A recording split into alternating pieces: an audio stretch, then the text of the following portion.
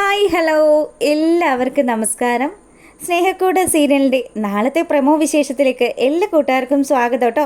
അങ്ങനെ നമ്മുടെ സേതു ഋതുവിനെ അവിടെ പിടിച്ചു നിർത്തിയിട്ട് ഋതുവിനോട് 2-3 ഡയലോഗുകൾ അങ്ങ് അടിക്കുകയാണ്. അപ്പോൾ ഋതു ആണെങ്കിലോ താൻ ചെയ്തത് തെറ്റായി പോയി. ഋതുവിൻ്റെ സ്വഭാവത്തിലൊക്കെ മൊത്തത്തിലൊരു ചേഞ്ച് വന്നുകൊണ്ടിരിക്കുകയാണ്. ഋതുവിന് മനസ്സിലായി ഇപ്പോൾ സേതു ഇല്ലായിരുന്നെങ്കിൽ മൊത്തത്തിൽ പണി പാളിയേനെന്ന്. എന്തായാലും പല്ലവി തക്ക സമയത്ത് വിളിച്ചത് കൊണ്ട് മാത്രമാണ് സേതുവിന് അവിടെ എത്താൻ സാധിച്ചതും പെങ്ങാമാരെയൊക്കെ രക്ഷപ്പെടുത്താൻ സാധിച്ചതും. അങ്ങനെ അവർ സംസാരിച്ചു കൊണ്ട് നിൽക്കുന്ന ആ ഒരു സമയത്താണെങ്കിലോ നമ്മുടെ അച്ചു ശരിക്കും വരണ്ട് നിൽക്കുവാണല്ലോ. അച്ചുവിന് അവിടെ വെച്ച് ഒരു ബോധക്ഷയം ഉണ്ടാകുകയാണ്. അപ്പോൾ തൻ്റെ കുഞ്ഞി പെങ്ങൾ അവിടെ വീഴുന്ന കാഴ്ച കാണുമ്പം സേതു അങ്ങ് ഓടി ചെന്നിട്ട് അവളെ താങ്ങി പിടിക്കുകയാണ്.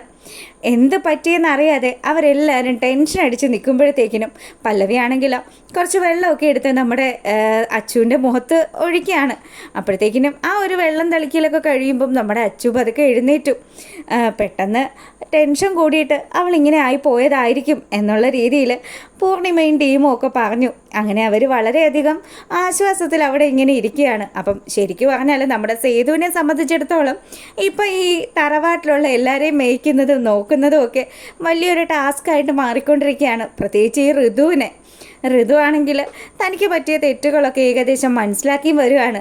അങ്ങനെ ഇവിടെ ഈ കാര്യങ്ങളൊക്കെ നടക്കുമ്പോഴാണെങ്കിലും സേതു ആ ഗുണ്ടകളും ഒക്കെ ആയിട്ട് ഇടിയൊക്കെ വെച്ചത് കൊണ്ട് തന്നെ സേതുവിൻ്റെ ആ ഒരു ശരീരമൊക്കെ ഭയങ്കരമായിട്ട് വേദനിക്കാൻ തുടങ്ങി. അതിനിടയ്ക്കാണ് ഈ കൂനുമേ കുരു എന്നൊക്കെ പറയുന്നത് പോലെ നമ്മുടെ അച്ചുവിൻ്റെ ബോധക്ഷയവും കാര്യങ്ങളും ഒക്കെ നടന്നത്. അപ്പം അച്ചുവിന് എന്തൊക്കെയോ ചില ഹെൽത്ത് ഇഷ്യൂസൊക്കെ ഉണ്ട് എന്ന് സേതു നല്ലതുപോലെ തന്നെ ഇങ്ങനെ ആലോചിക്കുകയാണ്. അങ്ങനെ അവൻ ആ കാര്യങ്ങൾ മുഴുവനും നമ്മുടെ പല്ലവിയുടെ അടുത്ത് നിന്ന് സംസാരിച്ചു. അപ്പോൾ പല്ലവി ആണെങ്കിലോ സേതുവേട്ടൻ ടെൻഷൻ അടിക്കുകയൊന്നും വേണ്ട, എന്തായാലും അവൾക്ക് വേറെ പ്രശ്നങ്ങളൊന്നും ഇല്ലല്ലോ, അവൾ ചിലപ്പം ഇങ്ങനെയുള്ളൊരു സിറ്റുവേഷനൊന്നും ഫേസ് ചെയ്തിട്ടില്ല, സ്വാധീനെയും ഋതുവിനെയൊന്നും പോലെ അല്ലല്ലോ അവൾ ആളൊരു പാവത്താനാണ് എന്നൊക്കെ പറഞ്ഞ് നമ്മുടെ സേതുവിനെ ആശ്വസിപ്പിക്കുകയാണ് പല്ലവി. അത് മാത്രമല്ല പല്ലവി പറയുന്നുണ്ട്, സേതുവേട്ടാ ഇപ്പോൾ സേതുവേട്ടൻ ആകെ ക്ഷീണിച്ചിരിക്കുകയല്ലേ, ഒരു കാര്യം ചെയ്യ്, സേതുവേട്ടനെ ഞാൻ ചൂട് പിടിച്ച് തരാമെന്നും പറഞ്ഞ് അവൾ കിച്ചണിലേക്ക് പോവാണ്. അങ്ങനെ കുറച്ച് വെള്ളമൊക്കെ അങ്ങ് ചൂടാക്കി. അപ്പോൾ ഈ സമയത്താണെങ്കിലോ നമ്മുടെ സേതുവിൻ്റെ സന്തത സഹചാരിയായിട്ടുള്ള പുള്ളിക്കാരൻ സേതുവിൻ്റെ ഒപ്പം നടക്കുകയാണ്. എന്നിട്ട് അവൻ ചെന്നിട്ട് പറഞ്ഞു, സേതുവേട്ടാ എന്താണ് കാമുകി ഇതാ വെള്ളമൊക്കെ ചൂടാക്കുന്നുണ്ട്, മിക്കവാറും ഇന്നിവിടെ ചില ഒഴിച്ചിലും പിഴിച്ചിലും ഒക്കെ നടക്കാനുള്ള സാധ്യതയൊക്കെ ഉണ്ട്, എന്താണ് നിങ്ങളുടെ ലവ്, ഏത് ട്രാക്കിലേക്കാണ് പോകുന്നത് എന്നുള്ള രീതിയിലൊക്കെ നമ്മുടെ സേതുവിനെ കളിയാക്കുമ്പോഴത്തേക്കിനും സേതു ആണെങ്കിലോ ഒന്ന് പോടാ, ദേ ഈ റൂമിൽ നിന്നെ കണ്ടുപോകരുത്, അവളെ ഇപ്പോൾ വരും, അവൾ വെള്ളം ചൂടാക്കാൻ പോയിരിക്കുകയാണ്. അങ്ങനെ നമ്മുടെ പല്ലവി ഒരു വെള്ളമൊക്കെ ചൂടാക്കിക്കൊണ്ട് ഒരു തോർത്തുമൊക്കെ എടുത്തുകൊണ്ട് അങ്ങ് വരികയാണ്. അപ്പോഴത്തേക്കിന് സേതു പറഞ്ഞു, എടോ ഇതിൻ്റെ ഒന്നും ആവശ്യമില്ലടോ സേതുവേട്ടാ, ഞാൻ പറയുന്നത് കേൾക്ക്, മര്യാദക്ക് അടങ്ങി അവിടെ ഇരുന്നോണമെന്ന് പറഞ്ഞ് അവൾ നമ്മുടെ സേതുവിനോട് പറഞ്ഞിട്ട് സേതു ഷർട്ടൊക്കെ അഴിക്കുകയാണ്. അതിനുശേഷം ആൾ അവിടെ ഇങ്ങനെ ഇരുന്നു. എവിടെയാ വേദനയെന്ന് ചോദിക്കുമ്പം അവിടെ ഉണ്ട് ഇവിടെ ഉണ്ടെന്നൊക്കെ പറഞ്ഞിട്ട് പുള്ളിക്കാരൻ വേദന ഉള്ള സ്ഥലമൊക്കെ പുറമൊക്കെ കാണിച്ചു കൊടുത്തു. അതിന് ശേഷം എന്താ പല്ലവി ചൂട് പിടിച്ചുകൊണ്ടിരിക്കുകയാണ്. പിന്നീടാണെങ്കിലോ സേതു ആണെങ്കിൽ ഭയങ്കര നാണക്കാരനാണല്ലോ. സേതുവിന് ഇങ്ങനെ പെൺപിള്ളേരൊക്കെ ആയിട്ട് അടുത്ത ഇടപഴകി വലിയ ശീലമൊന്നും ഇല്ലാത്ത കൊണ്ട് തന്നെ സേതു നാണിച്ച് ഇക്ലിയൊക്കെ ആയിട്ട് അവിടെ ഇങ്ങനെ ഇരിക്കുമ്പം ഇതൊക്കെ ഒളിഞ്ഞു നിന്ന് നോക്കുകയാണ് നമ്മുടെ കൂട്ടുകാരൻ ബ്രോ.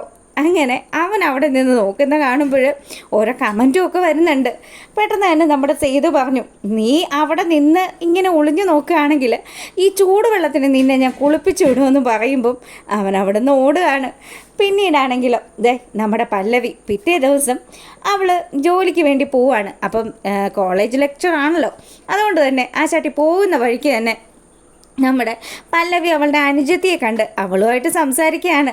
അപ്പോൾ ചേച്ചിയെ കണ്ട സന്തോഷത്തിൽ അനുജത്തിയാണെങ്കിൽ എങ്ങനെ ഉണ്ടായിരുന്നു, ഞാൻ നമ്മുടെ സേതുവേട്ടനോട് ചില ടിപ്പുകളൊക്കെ പറഞ്ഞിട്ടുണ്ടായിരുന്നു, അപ്പം സേതുവേട്ടൻ എന്തൊക്കെ ചേച്ചിക്ക് വേണ്ടി വാങ്ങി തന്നു എന്നൊക്കെ ചോദിക്കുമ്പം എടി കാന്താരി, അത് നീ പറഞ്ഞു കൊടുത്തിട്ടാണല്ലേ സേതുവേട്ടൻ വാങ്ങിക്കൊണ്ട് വന്നത്, എനിക്ക് ഡാർക്ക് ചോക്ലേറ്റും വാങ്ങിക്കൊണ്ട് വന്നു, പിന്നെ ജോൺസൺ മാഷിൻ്റെ പാട്ടാണെന്നൊക്കെ പറഞ്ഞ് എന്തൊക്കെയോ പാട്ടുമൊക്കെ കേൾപ്പിച്ചു, എന്തായാലും ആൾ പൊളിയാണെന്നൊക്കെ പറഞ്ഞ് സംസാരിച്ചു കൊണ്ട് നിൽക്കുമ്പോഴാണ് ഇന്ദ്രൻ അവൻ്റെ പാട്ടക്കാറുമായിട്ട് വന്നിട്ട് അവിടെ ആ റോഡ് സൈഡിൽ ഇവർ നിൽക്കുന്ന വശത്ത് കുറച്ച് വെള്ളം ഉണ്ടായിരുന്നു.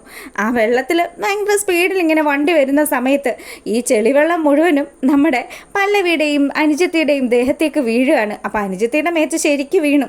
ആ ഒരു ദേഷ്യത്തിൽ പല്ലവിയാണെങ്കിൽ ആ വണ്ടിക്കാരനെ ചീത്ത പറഞ്ഞുകൊണ്ട് നിൽക്കുമ്പോഴത്തേക്കിനും അങ്ങോട്ടേക്ക് അവളുടെ അമ്മായിയമ്മ വരികയാണ്. അങ്ങനെ ആ പുള്ളിക്കാരി വന്നതും രാജശ്രീയുടെ അടുത്ത് ഒരു ദാക്ഷിണ്യം ഇല്ലാത്ത രീതിയിൽ നമ്മുടെ പല്ലവി സംസാരിക്കുകയാണ്.